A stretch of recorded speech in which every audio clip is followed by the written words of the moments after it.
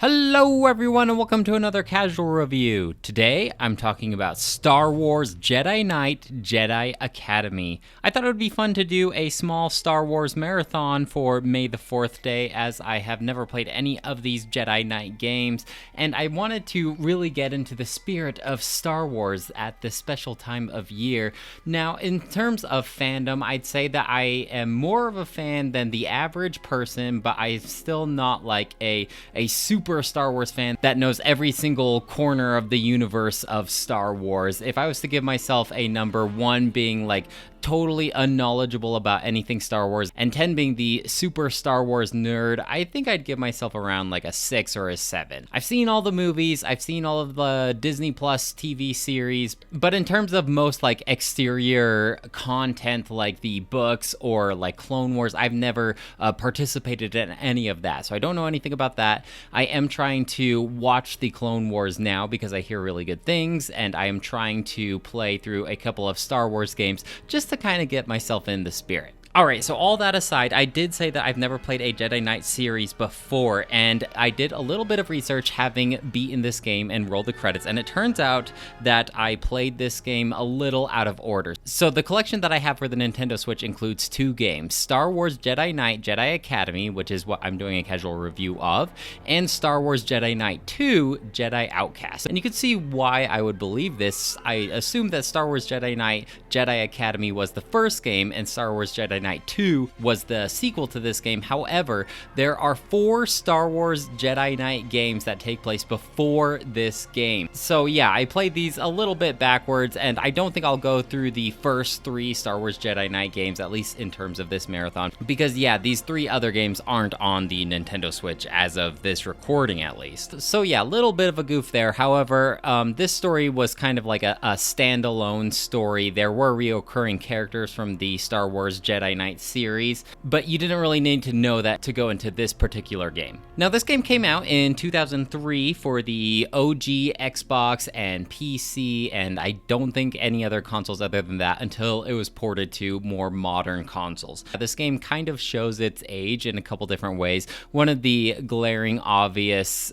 telltale signs that this is an older game is its graphics. We're still pretty new in terms of 3D graphics, not quite like Nintendo 64 level of polygonal 3D graphics, but yeah, still pretty bad. And when Luke Skywalker is a main character in this game, and when you see him, yeah, he looks like he was made with 2003 graphics is all I'll say. Right off the bat, you are able to create your character, and the character customization isn't anything like huge and in-depth, but you are at least able to have a couple different options here. Like, you can choose your race of a list of popular alien race in the Star Wars universe, and so I made a Twi'lek, and these are the aliens with like the 2 really thick ponytails. The most modern example of a Twi'lek that I can think of is in the Book of Boba Fett series on Disney Plus, where he's kind of like the accountant for the mayor or whatever. That he's a Twi'lek. So I played as a blue female Twi'lek, and you are able to choose your lightsaber hilt and your lightsaber color. So obviously I chose a gold lightsaber, just like the one that Rey gets at the very end of Star Wars, because I just absolutely love that character. You are given your name because this game is voice acted, and so your character's name is Jaden. Chronologically, where this game takes place in the Star Wars series is a couple years after the events of Star Wars 6. And you are a new Jedi Padawan in training because Luke is deciding to train all of these young people who are strong with the Force. He's trying to train a Jedi Academy, essentially, which is the game's namesake. And I know that this game technically isn't canon anymore. I believe once Disney acquired Star Wars, they wiped a lot of the game's lores and said that they're all not canon. But this part did kind of carry over into Star Wars 7 in that, yeah, Luke was trying to train a bunch of young Padawans with the Force, in the ways of the Force, at least, in the ways of the Jedi Code or whatever. The threat in this game is that there's a cult that really worships this old Sith Lord named Ragnos, and they are trying to resurrect him back into power so he will destroy all of the Jedi. As you play along, there are mission selects that you can choose your mission order, similar to something like Mega Man. So you can choose 5 different missions, and then you play a core story-based mission to push along the story, and then you have another selection of like 5 missions, play a story mission, and then another selection of 5 missions. Overall, the game took me a little over 10 hours to beat, which isn't too bad. And each of the missions are pretty varied. You go to a lot of familiar and unfamiliar planets and interact with all this cool Star Wars stuff that you might really enjoy if you are a big Star Wars fan. One of them, I was on Tatooine fighting along with Chewbacca. The other one, I was on Hoth, and I rode a Tauntaun. I even squared off against Boba Fett, which was kind of cool. So yeah, if you're a big Star Wars fan, I think you'll get a really big kick out of this game, exploring all these different planets. You see a lot of different alien races and a couple familiar faces. Now, the combat is pretty interesting in this game, as you can swap between third person and first person, and you being a Jedi, obviously you can have a lightsaber, but this is something not very familiar to the Jedi code, I suppose, and you can use a gun. So you can kill a stormtrooper, pick up his gun, and start shooting other stormtroopers with it. Now, this is where like the first person view mostly takes place, and then when you swap out to your lightsaber, you'll go into this third person perspective if you choose to do so. I think it's cool that it gives you the option to play this game as a first person shooter. However, I feel like the lightsaber combat is way more fun in this game, and also sometimes it is quite necessary because you will be squaring off against other Sith apprentices with the red lightsabers, and they just completely deflect most projectiles that you do fire at them, so that makes most of your guns completely useless, and you are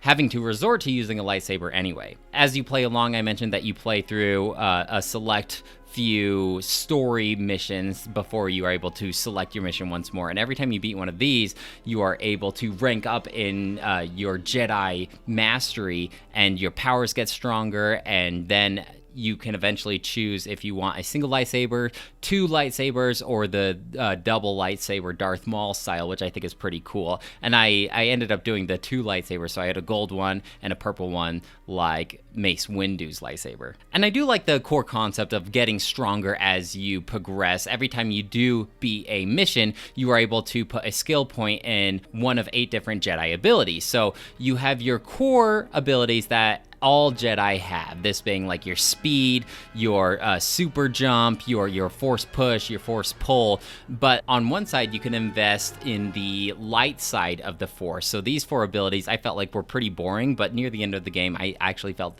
like they were pretty crucial. There's one that protects you so you take less damage. There's one that lets you mind control people. There's one that heals you, which is absolutely essential. And so I definitely had fun going into the Jedi side of the Force because, you know, I'm a good guy, and I like to feel like I'm following in the path that would make Luke proud. So I really like the Jedi mind control. Now, obviously, you can't use this on other Sith apprentices, but you can use them on like stormtroopers, and they'll fight for you for 30 seconds. And initially I thought this idea was super cool until I realized that these are stormtroopers fighting for me, so they miss quite often, and they really are bad at killing your enemies because they miss so often. However, as you play through the game, you end up facing off against tougher stormtroopers. Mainly the ones that I had a lot of trouble with were the ones with the rocket launchers, so I would just hurry and mind control them, and they were actually really good at wiping out all of my enemies because they have this huge AoE blast. And if you don't take them down fast or mind control them, it only takes about 2 hits for them to kill you. And so if you don't want to follow the traditional Jedi code, you can fall towards the dark side of things, and you can use cooler powers, in my opinion, but I never tried them out firsthand, so I don't know exactly like how cool they are. But you get the lightning, and you can like drain an enemy's life force to heal you, and you can really buff up your character to make him super strong. I think if Star Wars Jedi Knight 2 Jedi Outcast allows me to go into the dark side, I might try out that side of things and just see how fun those abilities are. Now, I don't know, Jedi Knight 2 being the prequel to Jedi Knight, I don't know what it will offer in terms of like force abilities, but just something for me to think about. Now, I actually really like the lightsaber combat in this game, and I feel like aside from Fallen Order, I think that newest Star Wars game, Jedi Fallen Order, aside from that game, I think that this has some of the best lightsaber mechanics, in my opinion. And I like how even if you're just holding them in your hand and you're not swinging them, if you go up near a wall, it'll start streaking the wall like it's just cutting a hole through any material that it collides with. And it feels like you're holding these lightsabers, and the sound is just so perfect too. So it's really fun. But however, one of the more frustrating points about this game are the lightsaber duels, in my opinion, where you are fighting these Sith apprentices. And at first, when I was playing through this game and you don't encounter any of these lightsaber wielders, I felt like this game was actually really, really easy, just squaring off against these stormtroopers, and I was having a really fun time just killing the enemies in goofy ways and just having a fun old time with it. And then it's like once I hit that last third of this game, the difficulty just ramps up crazily so, where you fight a ton of lightsaber wielders, and I never quite got the hang of these lightsaber duels. And it just felt like either I would destroy them in about 10 seconds or they would wipe me out in 10 seconds. And it's like one hit from a lightsaber will kill you.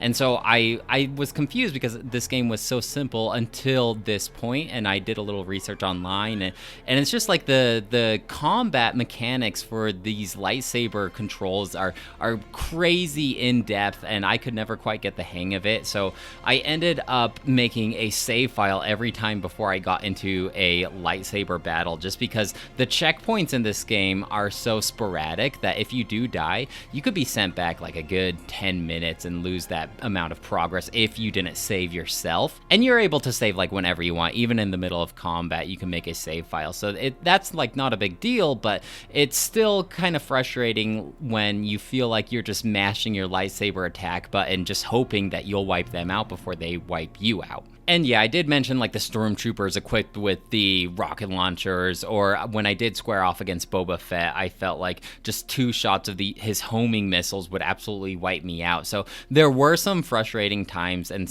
surprisingly difficult. And then it's like, but whenever you put me in a room full of these normal stormtroopers, I'll just wipe them out. And that was probably my favorite part of the game, is when it wasn't difficult and I could just have a fun time defeating these stormtroopers in unique and silly ways even. And so perhaps I would have had a more fun time if I played this on easy difficulty. There are 4 difficulty options here, and I chose the normal difficulty like I usually do. Now, as the story progresses, you are given like 1 or 2 different choices, whether you really want to lean into the light side of the Force or if you want to fall in the dark side of the Force. And I'm not sure how much the story changes depending on your choices. Probably just like the very ending cinematic is what changes ultimately. But yeah, I actually thought that the story was pretty decent, nothing like mind-boggling or anything like that, but if you're a big fan of Star Wars, I think that the story will be enough to pull you in. Actually, one of the main characters in this game is a character voiced by Jason Marsden, a voice actor that I've actually heard quite a lot of in my life. He's like Max Goof from the Goofy movie, or Thackeray Binks from Hocus Pocus, and yeah, I was surprised to find out that he is a voice actor for this game as well. Now, like I mentioned before, aside from the graphics, this game shows its age in other ways. There's just a certain level of jankiness to it. Sometimes, like, my character will clip into the walls. I've actually had, like, several hard crashes with this Switch port, maybe like 4 or 5 even, which were frustrating, but how I was playing this game, I was saving frequently, so that wasn't a huge deal. You'll get a lot of repeated lines from the stormtroopers, like them asking to see my ID or telling me to move along when I mind-controlled them, so you'll hear a lot of those repeats. It did feel a little clunky cycling through all of my different Force abilities and my weapons. You cycle through them using the D-pad, so you can't really move around when you're cycling through, and I think that those cycling through buttons would have been better mapped to the shoulder buttons in my opinion. Sometimes when I'm backing away from these Sith apprentices who have their red lightsabers, I'm backing away from them using my index finger, and then I'm using my thumb to cycle cycle through with the D-pad to hurry and get to my heal ability or my protect ability. I even would have taken the pause and select my ability Mega Man style, just so like the game pauses while I can choose what ability I want to use next. And you can't just use the force abilities willy-nilly. Your force meter will slowly fill up over time, and then you use that resource to power your force abilities. So it's not like you can just constantly buff your character up with like protect and speed and everything like that. Sometimes it's not always clear how to progress in the game, and I did have to look a couple things up. Like there's one part that comes to my mind where you are in a Jawa's land. I can't remember the name of the vehicle, but the huge vehicle that the Jawas ride in, and you're progressing through there, and there's this room full of lava, and your character's like, how am I gonna get across there? And you can't jump into it or you'll die. And so there's just this waterfall of lava going, and I'm looking around like anywhere to like stop the flow of this lava waterfall, and I was just stuck for about half an hour. Then I'm like, oh, okay, so this is the kind of game that you need to look a couple things up. And it somewhere in that room is a pipe with a tiny little stream of water, and if you shoot the water, then the pipe bursts and the water sprays on the lava. And this is all well and good, but this wouldn't stop the lava waterfall, so some of the stuff didn't exactly make sense. Now every Jedi has an ability called the Force Sense, and this kind of acts like the detective mode in modern games that we're all familiar with, where items of interest will glow and point you in the right direction. And I felt like they might have been able to utilize this sense to really give you some sort of direction, even just like a little arrow saying like, hey, maybe you want to go check out this way in order to progress. But we do live in the age of the internet, so looking things up isn't that big of a deal. The music is great, but it's just classic John Williams. So it's all the music that we know and love. No complaints there. And even just like the sound direction, the lasers sound like lasers, and the lightsaber sounds like a lightsaber. Using the force push sounds like a Jedi using the force. It's all there. Overall, I think if you're a Jedi fan, this is worth a playthrough. Just be prepared for a certain level of old game jankiness, and you'll be just fine. Otherwise, if you can't really tolerate that kind of stuff anymore, and you're more used to modern games, I recommend playing Star Wars Jedi Fallen Order if you want to go down that more modern route. I think I will give this game the score of 3 out of 5. It definitely would be a lot better if it did get the whole remastered touch with maybe just a couple of quality of life improvements. I think that would breathe a lot of new life into this game, and it would actually carry it pretty far. But yeah, as it stands right now, I think it's a good game, but it still leaves something to be desired in some aspects. Well, guys, that's it for me. Let me know if you have any questions or comments about Star Wars Jedi Knight, Jedi Academy, or the Star Wars series in whole. May the Force be with you, and I'll talk to you later. Bye!